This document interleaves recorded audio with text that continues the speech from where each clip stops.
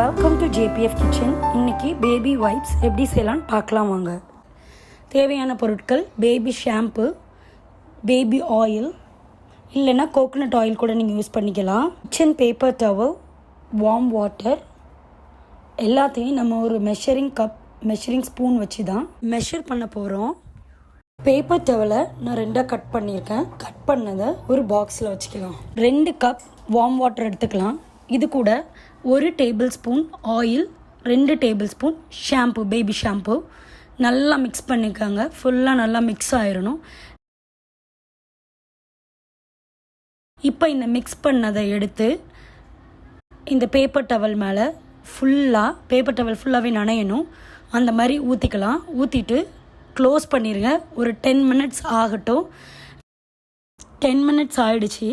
உள்ளே இருக்க கார்ட்போர்டை வெளியே எடுத்துக்கலாம். நான் ஒரு வெட் வைப்ஸ் எடுத்து இப்போ உங்களுக்கு யூஸ் பண்ணி காட்டுறேன். இதை உங்கள் வீட்டில் ட்ரை பண்ணுங்கள். ட்ரை பண்ணிவிட்டு கமெண்ட் பாக்ஸில் எனக்கு கமெண்ட் பண்ணுங்கள். தேங்க்யூ.